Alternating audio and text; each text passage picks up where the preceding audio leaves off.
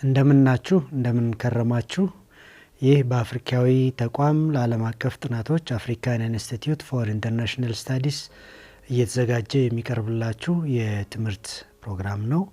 ከመደበኛው ትምህርት ጋር በተያያዘ መልኩ ኮርሶችን በዚህ በሚዲያ በአርኪ ሚዲያ የምናቀርብ ይሆናል። አርኪ ሚዲያ በአፍሪካዊ ተቋም ለዓለም አቀፍ ጥናቶች ወይንም አፍሪካን ኢንስቲትዩት ፎር ኢንተርናሽናል ስታዲስ ባለቤትነት የሚንቀሳቀስ ሚዲያ ነው። ትምህርቶች፣ ስነ መለኮታዊ እሳቤዎች፣ ፖለቲካዊ ያልሆኑ ነገር ግን ሃይማኖታዊ፣ ስነ መለኮታዊ፣ ፍልስፍናዊ፣ ማህበራዊ እና ታሪካዊ ጉዳዮች የሚዳሰሱበት የሚዲያ አውትሌት ነው።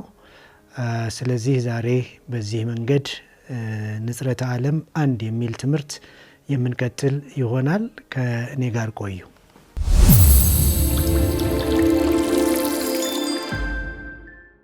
እዚህ ጋር ያለውን ዝርዝር እንደምናየው ንጽረተ ዓለም አንድ ወይንም ወርልድ ቪውስ 1 በሚል አንድ ትምህርት አዘጋጅተናል። ይሄንን ትምህርት ማንኛውም ሰው በያለበት ሆኖ ሊያጠናው፣ ሊማረው፣ ሊወያይበት፣ ሊያብላላው ይችላል። ይሄ ሲያልቅ ደግሞ ከሌሎች ኮርሶች በኋላ ንጽረተ ዓለም 2 ብለን የምንቀጥለው እንደዚሁ የነገረ መለኮት እና የፍልስፍና ትምህርቶች ይኖሩናል። ንጽረተ ዓለምን በተመለከተ ጥንታውያን አይሁድ ምን አይነት ነበራቸው? አዲስ ኪዳናዊ የነገረ መለኮታዊ መዋቅር ምን ይመስላል? የጥንት ግሪኮች ነገረ መለኮታዊ ውቅር ምን ሊሆን ይችላል? የምስራቁና የሩቅ ምስራቁ ነገረ መለኮታዊ ውቅርስ ምን ይመስላል? አፍሪካዊ አምስትዮሽ ነገረ መለኮታዊ ውቅር ምን ይመስላል? ካቶሊካዊነት ምን ይላል በስሱ? የምስራቅ ኦርቶዶክስ አምስትዮሽ በስሱ፣ ሉተር ለምን ተነጠለ የሚለውንም እንደዚሁ በስሱ፣ የ16ኛው መቶ ክፍለ ዘመን ተሐድሶአውያን መነጽር፣ 16ኛው መቶ ክፍለ ዘመን ጃኮብ አርሚነስ ያቀረባቸው አማላጅ ጥበቦች በስሱ፣ እንደዚሁም 10ኛው ወይም 11ኛ የዘመነ አብርሆት ፈታኝ መነጽሮችን እንመለከታለን። እንግዲህ ይሄንን ዝርዝር ውይይት ቀለል እንዲያደርግልን አምስትዮሽ የሆነ ፍሬምወርክ መርጠናል። ከሞላ ጎደል አብዛኞቹ ውስጥ የምናያቸው የንጽረተ ዓለም አካሄዶች 5 ገጽታዎችን የያዙ ስለሆነ አምስትዮሽ ብለናቸዋል። አምስትዮሽ ኦር ፔንታጎናል ፊቸርስ ኦፍ ቴዎሎጂካል ፐርስፔክቲቭስ ብለናቸዋል። ወርልድ ቪውስም ልትሉት ትችላላችሁ። ስለዚህ ዛሬ አብረን የምናሳልፈው እነዚህን ዝርዝሮች በዚህ አይነት መነጽር በማየት ንጽረተ ዓለምን በመጠኑ ለመጨበጥ ነው። ይህንን ስንል ኤግዞስቲቭ ነው ማለታችን አይደለም። ዝርዝሮች ሁሉ እዚህ ውስጥ ሊካተቱ የሚችሉበት ሁኔታ የለም። ግን ዋናውን መሰረታዊ የሆነውን ነገር ከዚሁ ተነስተን ልናቀርብ እንሞክራለን። ከዚያ ደግሞ አድማጮች በማዳበር ዙሪያ የጎደለውን በመሙላት ዙሪያ በራሳችሁም ንባብ መሳተፍ ትችላላችሁ። ወደ መደበኛው የትምህርት ሂደት ውስጥ እንዲመጣ የምትፈልጉት በክሬዲት ደረጃ እንዲያዝላችሁ የምትፈልጉት ሁኔታ ሲኖር ደግሞ በዌብሳይት አድራሾቻችን በሌሎችም አድራሾቻችን ልታገኙን ትችላላችሁ። በዚሁ መሰረት ሰፋ ባለመንገድ ነገሮችን ማየት የምንችልበትን እድሎች በትምህርት መልኩ ለማቅረብ ከአርኬ ሚዲያ ጋር በህብረት እንቀርባለን ማለት ነው። አሁን ወደ ዝርዝር ውይይቱ የምንሄድ ይሆናል።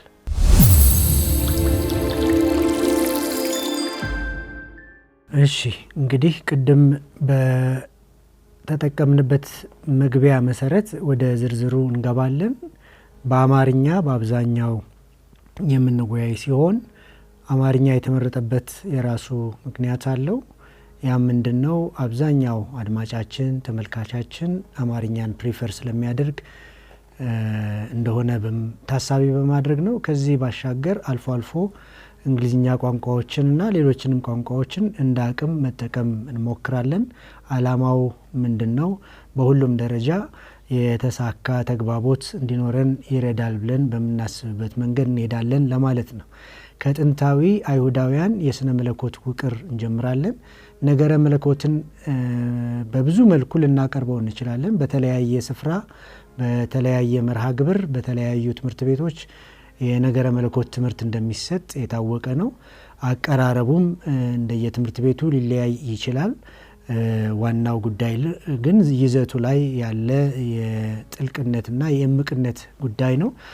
ነገረ መለኮትን ለማስጨበጥ ቀላል ያደርገዋል ብለን ያሰብነውን አወቃቀር በመከተል ንጽረተ ዓለምን በቀላሉ ሰዎች እንዲረዱት ለማድረግ እንሞክራለን። በዚህም መሰረት የጥንት አይሁዳውያን አምስትዮሽ የስነ መለኮታዊ ውቅርን ለመመልከት እንሞክራለን። ኤንሽንት ጁ ቲዮሎጂካል ፍሬምወርክስ ኢን ፔንታጎናል ፊቸርስ የሚለውን ሀሳብ ማለት ነው። እነዚህ አይሁዳውያን ነገረ መለኮታዊ የሆነ እሳቤያቸውን ያዋቀሩበትን መንገድ ከሞላ ጎደል ብንዘረዝረው፣ አንደኛ እግዚአብሔር አንድና ልዩ በማንነትም የሚገለጥ መልካም አምላክ ነው ብለው ያምናሉ። እግዚአብሔር አንድና ልዩ በማንነትም የሚገለጥ መልካም አምላክ ነው ብለው ያምናሉ። God one and only, or God one and exclusive, personal as well as good God። ይሄ የመጀመሪያው የነገረ መለኮት መነጽራቸው ነው። ከዚህ ጋር ተያይዞ እግዚአብሔር ለአይሁዳውያን ለጥንት አይሁዳውያን ማለት በአብዛኛው የሚገለጸው ህላዌው ርሁቅ እንደሆነ ተደርጎ ነው። ህላዌ ርሁቅ ወይንም ህላዌ ምጡቅ የሚለውን ሀሳብ በስነ መለኮታቸው ውስጥ ፈልገን ልናገኘው እንችላለን። ይህ ምንድነው? ጉዳዮችን ሲገልጹ ወይም ስለ እግዚአብሔር ሲናገሩ በሰማይ የሚኖር በሰማየ ሰማያት የሚኖር የሚል ሰማያት የሚል ነገር በብዛት በብሉይ ኪዳን ውስጥ የተለመደ ስለሆነ እነሱ ሪፈር የሚያደርጉት እግዚአብሔር መቀመጫው በትምህርተ ጥቅስ ውስጥ ይቀመጣል ይቆማል የሚባል ነገር አይደለም። እግዚአብሔር መንፈስ ነው። ነገር ግን በአይሁዳውያን እሳቤ መቀመጫው መሰወሪያው በሰማያት ነው የሚል እሳቤ እንዳላቸው ማሰብ ይቻላል። ትራንሰንደንታል የሆነ ሁለተኛ ገጽታ አላቸው። ሶስተኛው ነውር አለነውር የሚባል እሳቤ አላቸው። ይሄ ፒውር ኢምፒውር ክሊን አንክሊን የሚባል እሳቤ አላቸው። በዘሌዋውያን መጽሐፍ ውስጥ የምናገኘው የቴምፕል ሲስተም ይህንን ነገር የሚያንጸባርቅ ሆኖ እናገኘዋለን። አራተኛ የታሪክ ጅማሬ ወደ ፍጻሜ የሚነጉድ ቀጥተኛ መስመርን የሚከተል ነው ብለው ያምናሉ። ሊኒያር የሚባል አስተሳሰብ አላቸው። አምስተኛው የመጨረሻው ቁም ነገር የሚሆነው ደግሞ ሕግ የሚባለው ነገር ነው። ሕግ በአጠቃላይ የጥንት አይሁዳውያን የነገረ መለኮት እሳቤ ማጠንጠኛ ነው። ስለ ትንቢት ብናወራ፣ ስለ ቅኔ ብናወራ፣ ስለ ትረካ መጽሐፍቶች ብናወራ፣ ስለ ተረት ስለሚመስሉ ነገር ግን እውነትን ስለተሸከሙ ጽሁፎች ብናወራ፣ እነዚህ ሁሉ በሕግ መነጽር የሚጣሩ የሚዳኙም ሆነው እናያቸዋለን። እዚህ ላይ የአይሁድ ነገረ መለኮታዊ ፍልስፍና የለውም ወይ የሚል ጥያቄ ሊነሳ ይችላል። ፍልስፍና ከሞላ ጎደል እንዳለው መጠቆም የሚችሉ አንዳንድ መጽሐፍቶች አሉ። ለምሳሌ የመክብብ መጽሐፍን ብንመለከት፣ የኢዮብ መጽሐፍትን ብንመለከት፣ እንዲያውም አንዳንዶች የብሉይ ኪዳን ነቢያት አይሁዳዊ የፍልስፍና መነጽሮችን የሚወክሉ ናቸው ይላሉ። ስለዚህ አይሁዳዊ የሆነ የነገረ መለኮት ንጽረተ ዓለማዊ ምልክቶች ምን ምን ናቸው ብለን ስንል እግዚአብሔር አንድ፣ እግዚአብሔር ህላዌ ርሁቅ ወይንም ህላዌ ምጡቅ፣ እግዚአብሔር ከነውርና አለነውር ፒውርና ኢምፒውር ከሚሉ እሳቢዎች ጋር የተሳሰረ፣ ቅዱስ ሆኖ ወደ እግዚአብሔር መቅረብ፣ ቅዱስ ካልሆነ ወደ እግዚአብሔር መቅረብ እንደማይቻል ለማሳየት፣ በአራተኛ ደረጃ ታሪክ ቀጥተኛ መስመርን ተከትሎ ወደ ፍጻሜ እንደሚነጉድ የሚጠቁም ሊኒያር ብለን ያልነው እና አምስተኛ ያነሳኑ ሕግ የምንለው ወይንም ታውራ የሚባለው የብሉይ ኪዳን ማጠንጠኛ ሆኖ የምናገኘው ነው። ከዚህ ስንሻገር የምናገኘው አዲስ ኪዳናዊ ውቅርን ነው። ቀጥታ ከብሉይ ኪዳን ወደ አዲስ ኪዳን የምንመጣበት የነገረ መለኮት ውቅር ምን ይመስላል የሚለውን ነገር ስንመለከት ወይንም ኒው ቴስተመንት ቴዎሎጂካል ኤምፋሲስ ኒው ቴስተመንት ቴዎሎጂካል ፍሬምወርክ ስንመለከት አሁንም 5 ነገሮችን ከሞላ ጎደል ማንሳት እንችላለን። አምስት ቅርጽ ቅድም ዋይት ቦርድ ላይ ያሳየዋችሁ አብዛኞቹ የነገረ መለኮት ወይንም የንጽረተ ዓለም አስተሳሰቦች ውስጥ ተሰውረው የምናገኛቸው ጉዳዮች ስለሆኑ ነው። ለምሳሌ በአዲስ ኪዳናዊ ስነ መለኮታዊ ወይንም ነገረ መለኮታዊ ውቅር ውስጥ የክርስቶስ ማዕከላዊነት ቀድሞ የሚመጣ ጉዳይ ነው። በአንደኝነት ሊታይ የሚቻል ክራይስት የሚባለው ነገር ከሌለ አዲስ ኪዳን የለም ማለት ይቻላል። ክርስቶስ ኢየሱስ በነበረበት ዘመንም መጽሐፍትን እንደሚመረምሩ ከነገራቸው በኋላ መጽሐፍት ግን ስለ እኔ ይመሰክራሉ ብሎ ማለቱ የሚጠቁመን ነገር ክርስቶስ ማዕከል ሆኖ መምጣቱን ነው። ይሄ አንደኛው ነው። ሁለተኛው የክርስቶስ ኢየሱስ ስቃይ እና የስቃዩ ተካፋይነት ጉዳይ ሳፈሪንግ የሚባለው ነገር አዲስ ኪዳን ውስጥ ክርስቶስ ኢየሱስን በዚሁ መስመር እንዳለፈ ተከታዮቹም ደቀ መዛሙርቱም እስከ መስዋዕትነትን መክፈል የመሰለ ጥሪ ያለበትን ጉዞ እንደተጓዙና ሳፈሪንግ የኒው ቴስተመንት ሴንትራል ቲም ወይም ኤሌመንት እንደሆነ እንመለከታለን። ሶስተኛ ክሮስ የምንለው ጉዳይ ነው። እነዚህ ሁሉ መጨረሻ ላይ ማጠንጠኛ የሚያገኙት ትርጉም የሚያገኙት በመስቀሉ ስራ ነው። መስቀል የምንለው ነገር ክርስትናን ይወክላል፣ አዲስ ኪዳንን ይወክላል። ክሮስ የሚለው ነገር እዚህ ጋር ይመጣል ማለት ነው። አራተኛውና በጣም ወሳኝ የሆነው ጉዳይ ደግሞ ነገ ወደዚህ እየቀረበ እየመጣ ነው፣ ወደ ፍጻሜ እየሮጥን ነው። አራይቫል ኦፍ ዘ ፊውቸር የሚል እሳቤም አላቸው። ጌታ ኢየሱስ ሆይ ቶሎና ሲሉ ይህንን የሚጠቁም እሳቤ እንደሆነ እንመለከታለን። ከዚህ ጋር ተያይዞ በአምስተኛ ደረጃ የሚነሳ ወይም ሊነሳ የሚችል እሳቤ ምንድን ነው? የአዲስ ኪዳኑ ማህበረሰብ ራሱን ችሎ በአዲሱ ኪዳን የሚወከል ማህበረሰብ እንደሆነ ነው። ኒው ኮንስቲትዌንሲ ኦፍ ዘ ኒው ፒፕል ኦፍ ጋድ የሚባለው እሳቤ ማለት ነው።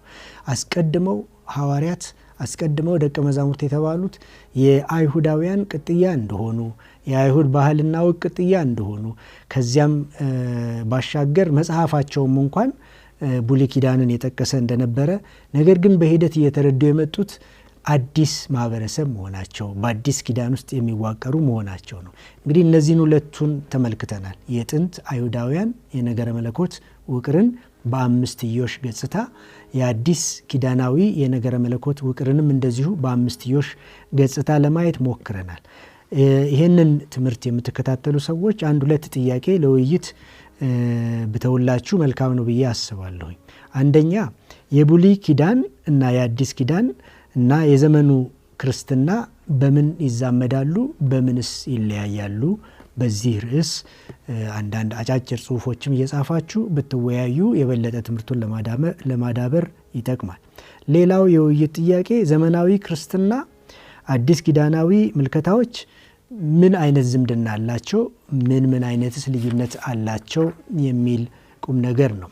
ከዚህ ስንሻገር ክርስትና የተባለው እሳቤ እየተስፋፋ የመጣው በግሪኮች ስነ መለኮታዊ መነጽር ነው። ግሪኮች የራሳቸው የሆነ ፍልስፍና የራሳቸው የሆነ የፍልስፍና ባህል የነበራቸው ሰዎች ናቸው። ጥንታውያን ግሪኮች ማለት ነው። ተጽዕኗቸው አሁንም በአብዛኛው የምዕራቡ ዓለም ውስጥ የሚታይ ነው። እሱን ወደ በኋላ እንመጣበታለን። እውነታንና እምነትን ለማስታረቅ ወይንም ለመረዳት የግሪኮች እሳቤ ሁለት ጽንፎችን የያዘ እንደሆነ እንመለከታለን። አንደኛው ጽንፍ የሁለትዮሽ ጽንፍ ነው። ሌላኛው ጽንፍ ደግሞ የልኬት ጽንፍ ነው። ይሄ ሁለትዮሽ የምንለው ይሄ ዱዋሊዝም የሚባለው ወይንም በፕሌቶ እሳቤ ላይ ተመስርቶ የተተነተነ ጉዳይ ነው። ይህ እይታ ሪያሊዝም ይሉታል። አንዳንድ ጊዜ ሪያሊዝም ነባራዊነት፣ የነባራዊ ሁኔታ መለኪያ በምናየው ዓለም ሚዛን ሳይሆን በማናየው ዓለም ሚዛን ነው። ከማናየው ዓለም ወደምናየው ዓለም የምንመጣበት ሁኔታ እንዳለ ያለው እሳቤ ዱዋሊዝም ይሉታል። ከዚህ አንጻር ያለው ደግሞ በአሪስቶትል የተቀነቀነ አሪስቶትል የምንለው ሰው ወይም ፈላስፋ ከክርስቶስ ልደት 400 ዓመት በፊት የተቀነቀነ እሳቤ ሲሆን ይሄ እሳቤ ደግሞ ንጽረተ ዓለም ወይንም እውነታ የሚለካ ሲሆን ብቻ እውነት ይሆናል ብሎ የሚያምን ነው። ስለዚህ ንጽረተ ዓለምን ስንጨብጠው፣ ስንለካው፣ ስንቀምሰው፣ ስናሸተው፣ ስናየው ነው እንጂ እውነት የሚሆነው ከዚህ ውጪ ባለው ሁኔታ ሊኖር ይችላል፣ ነገር ግን እውነታ ሊባል አይችልም። ስለዚህ ሁለቱን ንጽረተ ዓለሞች ወይንም ጽንፎች ስናወዳድራቸው ያኛው ወደማይታየው ዓለም የፕሌቶ ወደማይታየው ዓለም የሚዘረጋ ሲሆን የአሪስቶትል ደግሞ ወደሚታየው ዓለም የሚዘረጋ እንደሆነ እንመለከታለን። በመሀል የተፈጠሩ የፈላስፋ ግሩፖች አሉ። ስቶይኮች የሚባሉ መጽሐፍ ቅዱስ በአንዳንድ የአዲስ ኪዳን ጽሁፎች ውስጥ ስማቸው ተጠቅሷል። ስቶይኮች ይሏቸዋል፣ ስቶይክስ። እነዚህ በሁለቱ ዓለም ያለውን ጽንፍ ብሪጅ ለማድረግ የሞከሩ ናቸው። ያኛውን ዓለምና ይሄኛውን ዓለም የማገናኘትና ሞር ፕራግማቲክ የማድረግ ተጨባጭ የማድረግ አካሄዶችን የተከተሉ ናቸው። ባጭሩ ኑባሬ ሁለትዮሽ ነው የሚል እሳቤ፣ ሪያሊዝም የሚባል እሳቤ፣ ፕሌቶኒያን የሆነው እሳቤ ሁለትዮሽ ሲባል ምን ማለት ነው? ሰማይና ምድር ማለት ሁለትዮሽ ነው። ነጭና ጥቁር ማለት ሁለትዮሽ ነው። ህላዌ ቅሩብና ህላዌ ርሁቅ ማለት ሁለትዮሽ ነው እና የመሳሰሉ አይነት መልካምና ክፉ ማለት ሁለትዮሽ ነው። ስለዚህ የሚታይ ዓለም እንዳለ ሁሉ የማይታይ ዓለም፣ ለምሳሌ በቆሎሴ መጽሐፍ ውስጥ በአዲስ ኪዳን ምዕራፍ 1 ከቁጥር 15 እስከ 20 ስታነቡ የሚታየው እና የማይታየው፣ የሚታዩ ዙፋናት እና የማይታዩ ዙፋናት፣ የሚታዩ ስልጣናት፣ የማይታዩ ስልጣናት፣ ጌትነት እና አለቅነት፣ የሚታዩ የማይታዩ እያለ የሄደበት የጳውሎስ መነጽር ከዚህ ከሪያሊዝም ከፕሌቶኒክ ወይንም ከሰከንድ ቴምፕል ሊትሬቸር ከሚሉት ወይንም የሁለተኛው መቅደስ ስነ ጽሁፎች ከሚሉ እሳቤዎች በውሰት የወጡ ወይንም የተጻፉ ናቸው ይባላል። ስለዚህ ኑባሬ ሁለትዮሽ መሆኑ የግሪኮች አንዱ እሳቤ ነው። ሌላው ፍጹም መልካምነት የአምላክ መገለጫ ነው ብለው ያስባሉ ግሪኮች። ምን ማለት ነው? አምላክ ለፕሌቶ ስሙ ራሱ ጂኦዲ እንደምንለው ጋድ ሳይሆን ጂኦኦዲ ነው። ጂኦኦዲ ጉድ ነው ባጭሩ። ስለዚህ ኢሴንሻሊ ጉድ የሚለውን እሳቤ የያዘ የነገር ሁሉ ምንጭ የሆነው የላይኛው ዓለም ፍጹም መልካም ነው፣ ፍጹም ንጹህ ነው፣ ምንም አይነት ክፋትና ኃጢአት የመሳሰሉ ጉድለትም የተባለ አይነት ነገር የለውም ብለው ያስባሉ። ሌላው አለመኖር የሚባል ነገር የለም የሚል ዶሚናንቲም ነው በግሪክ እሳቤ ውስጥ። ይሄ there is always something የሚባል እሳቤ አለ። ሁል ጊዜ መኖር ነው ያለው። አይነቱ ሊለያይ ይችላል፣ ፎርም ኦፍ ሊቪንግ ሊለያይ ይችላል፣ ነገር ግን መኖር በሚል እሳቤ ይወከላል። እንዲያውም በአንድ ጥያቄ ሊወከል ይሞከራል። ይሄ አቴና ወይንም የግሪክ ፍልስፍና why is there always something other than nothing ብለው ይላሉ። ሁል ጊዜ ተጨባጭ እና መኖር የሚባል ነገር ለምን ኖረ? አለመኖርን ልናገኘው ያልቻልነው ለምንድን ነው ብለው ይጠይቃሉ። ይሄ እንግዲህ የግሪኮች ነገረ መለኮታዊ ውቅርን በስሱ ያየንበት ጉዳይ ነው። እዚህ ላይ የውይይት ጥያቄ ሰጥቼ ባልፍ ጥሩ ነው ብዬ አስባለሁኝ። ምዕራባውያኑ የወረሱት ግሪካዊነት ነጣይና ጸብ የሚያዋድድ ወይንም ሆስታይል ወይንም ደግሞ ግለሰባዊነት የሚያጠቃው ነው ብንል ሚዛናዊ ያደርገናል ወይ? ልድገመው ጥያቄውን። ምዕራባውያኑ የወረሱት ግሪካዊነት ነጣይና ጸብ የሚያዋድድ ወይንም ሆስታይል ብሎም ግለሰባዊነት የሚያጠቃው ነው ብንል ሚዛናዊ ያደርገናል ወይ የሚል ነው። ተወያዩበት። ምናልባትም በሪፖርት መልኩም ማዘጋጀት ይቻላል። ቀጥለን የምንሻገረው ወደ ምስራቁና ወደ ሩቅ ምስራቁ ነገረ መለኮታዊ ውቅር ነው። ምስራቅና ሩቅ ምስራቅ ሲባል ከህንድ ጀምሮ እስከ ቻይና ዙሪያ መለስ ካሉት ደቡባዊ መካከለኛው ምስራቅ ኤዥያ ጋር የሚነካካውን ዓለም ማለታችን ነው። እንግዲህ ከአይሁድ ነው የጀመርነው። ቀጥለን ወደ አዲስ ኪዳን መጥተናል። ቀጥለን ወደ ግሪክ ሄደናል። አሁን ደግሞ አልፈን ወደ ምስራቁና የሩቅ ምስራቅ ወይንም ደግሞ ደቡባዊ ምስራቅ ኤዥያ አካባቢ ያለውን ነገር የምንዳስበት ነው። እነዚህ አካባቢዎች ላይ ጎልቶ የሚወጣ ንጽረተ ዓለም ሁሉም አንድ አይነት ነገርን ይጋራሉ ማለት ባይቻልም ግን በመሰረቱ እርስ በርሱ የሚዋዋጥ የሚመስል እሳቤዎች አሏቸው። ወደ ህንዱ ዓለም ብንገባ ሂንዱይዝም፣ ቡድሂዝም፣ ወደ ቻይና ደግሞ ስንሄድ ኮንፊውሽያኒዝም፣ ዳኦኢዝም የሚባሉ እሳቤዎች እንዳሉ ብዙዎቻችን እናውቃለን ብዬ አስባለሁኝ። ስለዚህ ንጽረተ ዓለሙም ነገረ መለኮታዊ ትንታኔውም በእነዚህ ሃይማኖታዊ እሳቤዎች ተጽዕኖ ስር የወደቀ ነው ማለት ነው። ለምሳሌ በኤዥያውያን በአብዛኛው እሳቤ ህይወትና ታሪክ ጅማሬ የሌለው ፍጻሜም የማይኖረው ክብ ነው ብለው ያምናሉ። የማይቋረጥ ሰርክል ነው ብለው ያምናሉ። ወይም እንግሊዝኛው የገልጸው ከሆነ ቪሽየስ ሰርክል ነው ብለው ያምናሉ።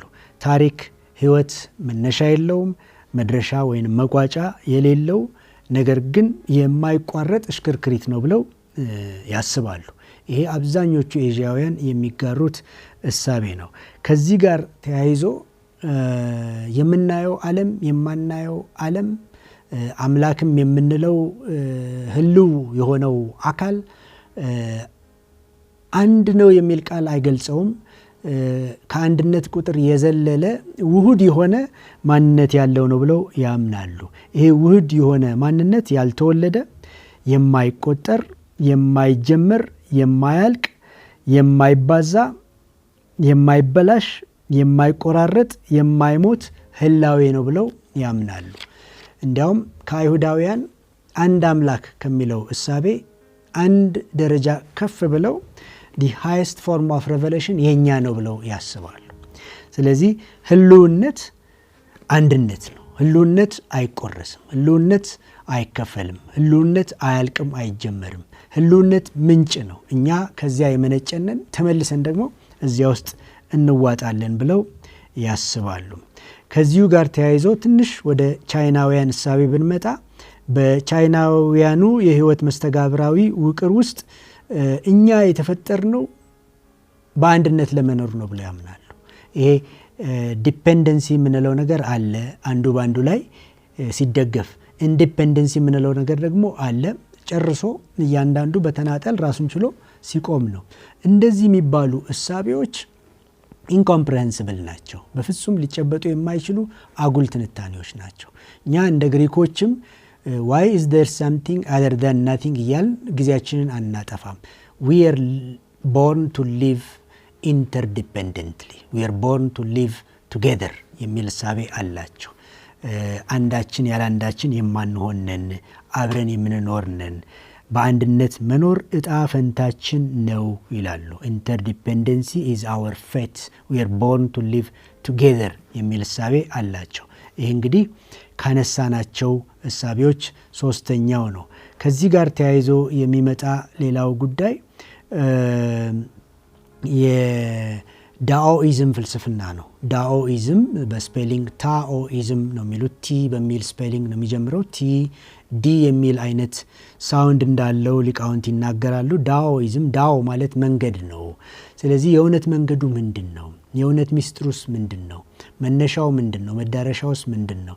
የጥበብ መገኛዋስ የት ነው የሚል ጥያቄ የጠየቀ ፍልስፍና ነው። ግለሰብ ይሁን የዚህ እሳቤ መነሻ ወይም ደግሞ እሳቤው ዶሚናንት ስለሆነ ይሁን እስካሁን ድረስ ተለይቶ አይታወቅም። ነገር ግን እውነተኛውን መንገድ ለማግኘት በጣም ዘመናዊ ከሆነው አኗኗር መሸሽ ያስፈልጋል ብለው ያስባሉ። avoiding artificiality is the way towards wisdom ብለው ያስባሉ። ወደ ጥበብ መዳረሻ የሚሆን እውነተኛው መንገድ አርቲፊሻል የሆነውን ጉዳዮች አቮይድ የማድረግ ጉዳይ ነው። አክቲንግ ናቹራሊ ይሉታል። በቃ ተፈጥሯዊነት ብለን ልንተረጉመው የምንችለው ጉዳይ ማለት ነው። በኖርን ቁጥር ከተፈጥሯዊነት ስለምንሸሽ ከጥበብም እንደዚሁ እንሸሻለን ብለው የሚያስቡ ናቸው። ከዚህ ጋር በተያያዘ የሚገለጽ ጉዳይ ምንድን ነው? ቀለል ባለ መንገድ የመኖርን ጉዳይ እንደ ፍልስፍና መሰረት አድርገው ይወስዱታል። ስለዚህ እነዚህ ነገሮች በአብዛኛው ኤዥያ ውስጥ ተግባራዊ ሆነው የሚተነተኑ ጉዳይ ናቸው። ከዚህ በተጨማሪ ነፍስና ነባራዊው ዓለም የሚጨበጥም ይመስላል የማይጨበጥም ይመስላል። እንዲያውም የማይጨበጥ ነገር ግን የማይካድ ነው ብለው ይናገራሉ። አሁን ነፍሳችንን እያንዳንዳችን ብናስብ እዚህ ቦታ ነች ያለችው፣ ልኳ ይሄ ነው፣ ሚዛኗ ይሄ ነው፣ ቁጥሯ ይሄ ነው፣ ቴስቷ ይሄ ነው ማለት አንችልም። ስለማንችል የማትጨበጥ ነች ማለት ነው። ነገር ግን አለመቻላችን አለመኖሯን አይነግረንም፣ ልንክዳት ደግሞ አንችልም። እንደዚሁ የምናየውም ዓለም እንደዛ ነው። የምናየው ዓለም በየትኛውም መንገድ ተነተን ነው፣ በግሪክም መንገድ ተነተን ነው፣ በአይሁዳዊም መንገድ ተነተን ነው፣ በሌላም የተሻለ በሚባል መንገድ ተነተን ነው፣ ጨርሶ የማይጨበጥ ነገር ግን የማይካድ ነው ብለው ያምናሉ። እንግዲህ በዚህም በምስራቅና በመካከለኛው ምስራቅ፣ በሩቅ ምስራቅ በመሳሰሉ ቦታዎችም ያለ ነገረ መለኮታዊ ንጽረተ ዓለም ከሞላ ጎደል በአምስትዮሽ ይገለጻል ማለት ነው። ቅድም ያልኳቸውን ጨምሮ ማለት ነው። ከዚያ ወደ አፍሪካዊ ስንመጣ አፍሪካዊም እንደዚሁ አምስትዮሽ የሆነ ነገረ መለኮታዊ ንጽረተ ዓለም ወይንም ውቅር አለው። አፍሪካውያን ሁለትዮሽ የሚባል ነገር የላቸውም። መነጠል የሚባል ነገር የላቸውም። ሰማይና ምድር የሚባል ነገር የላቸውም። ወይም ደግሞ ነጭና ጥቁር የሚባል አፍሪካውያን የሀሳባቸው ስረ መሰረት ሁለንተናዊ ነው። ሆሊስቲክ የምንለው ማለት ነው። ሁለንተናዊ ነው። ስለዚህ አንዱ እሳቢያቸው ተፈጥሮም ሆነ ኑባሬ አይከፈልም። ዱዋሊዝም የሚባለውን የሚቃረን አይነት እሳቤ የምናገኘው የት ነው? በአፍሪካ ነው። በምዕራቡ ዓለም በአብዛኛው አሁንም ቢሆን በግሪኮች ተጽዕኖ ምክንያት ነገሮች ሁሉ በዱዋሊዝም መነጽር የሚተነተኑ ናቸው። ወይ ነጭ ነው ወይ ጥቁር ነው፣ ወይ ሰማይ ነው ወይ ምድር ነው፣ ወይ ህላዌ ርሁቅ ነው ወይም ደግሞ ህላዌ ቅሩብ ነው፣ ወይ ክፉ ነው ወይ ደግ ነው በሚባሉ እሳቤዎች ውስጥ የሚጠቀለል ነው። ይሄ የግሪኮች ከዚያም ቀጥሎ የምዕራባውያን ነው።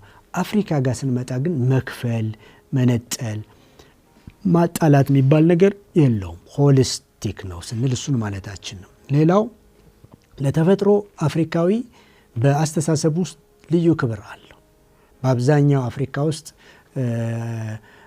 በጣም ለተፈጥሮ ትልቅ ክብር እንዳለ የምናየው ግሪን ሆኖ ማግኘታችን ነው። በእርግጥ የኮሚኒዝም ተጽዕኖ ከመጣ በኋላ የኮሎኒያልና ፖስት ኮሎኒያል ተጽዕኖ ከመጣ በኋላ ብዙ ለውጦች እንዳሉ፣ ብዙ አደጋዎች እንዳሉ መስማማት እንችላለን።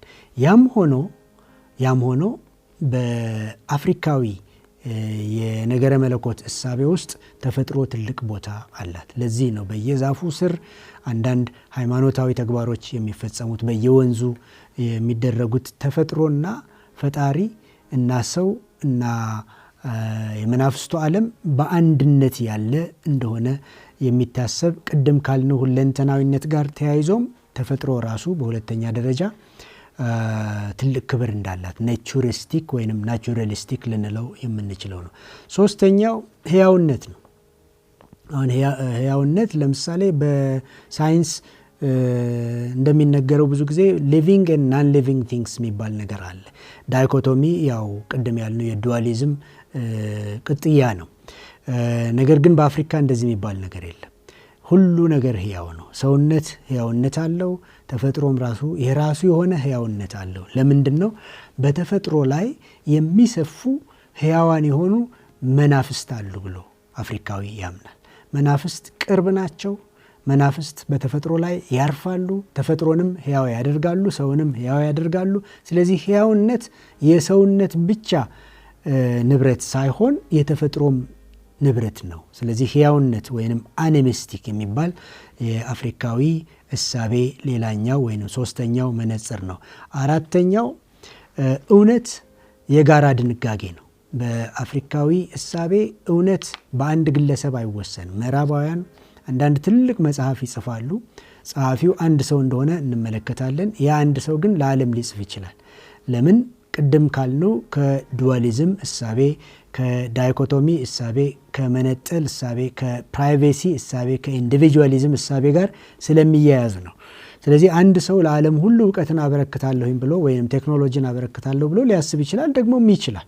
በአፍሪካ ግን እንደሱ አይደለም። የአፍሪካ መሰረታዊ የሆነ የነገረ መለኮት እና የንጽረተ ዓለም እይታ እውነት የጋራ አደራ ነው የሚል ነው። ኮሚኒቲ ኦሪየንትድ ትንታኔ ነው። ማህበረሰብ እውነትን ለመወሰን ትልቁን ሚና ይጫወታል። በጋራ ሆነን መክረን እንወስናለን ነው የሚሉት። ይሄ እንግዲህ በጥንታውያን አፍሪካውያን አሁንም ደግሞ ባሉ አባቶች ዘንድ የተለመደ እንደሆነ እንመለከታለን። አምስተኛውና የመጨረሻው አምላክ በርሁቅነት የሚታሰብ አይደለም። አምላክ የሚጨበጥ ላይሆን ይችላል፣ የሚዳሰስ ላይሆን ይችላል። ነገር ግን ቅሩብ ነው ብለው ያምናሉ። ኢማኔንታል ነው ብለው ያምናሉ። ለምሳሌ የአይሁድን አይተናል። ትራንሰንደንታል ነው፣ ህላዌ ርሁቅ ነው። በአንጻሩ ወደ አፍሪካ ስንመጣ ደግሞ ኢማኔንታል ነው። ስለዚህ በአምስቱ የንጽረተ ዓለም ትንታኔዎች ወይም ቅድም ባልነው ፔንታጎናል ፊቸርስ ይህ ጉዳይ ሊተነተን ይችላል። ለዚህ ጉዳይ የሚሆን የውይይት ጥያቄ ብሰጥና ባልፍ ደስ ይለኛል። እንደምናውቀው አፍሪካ በኮሎኒያል ሁኔታ ውስጥ እንዳለፈች ወይም ፖስት ኮሎኒያል ሁኔታ ውስጥም እንዳለች እናውቃለን። ኮሎኒያል እና ፖስት ኮሎኒያል የሆኑት ኢፌክትስ በፖለቲካችን፣ በትምህርት መርሃ ግብራችን፣ በኢኮኖሚያችን ውስጥ ሲቃኙ በምን ደረጃ ይተነተናሉ? በምን መልኩ ታይተዋል? በዚህ ጉዳይ ላይ ደግሞ እያንዳንዱ አዳማጭ ፈቃደኛ ከሆነ ትንታኔዎችን፣ ሪፖርቶችን መጻፍ ይችላል።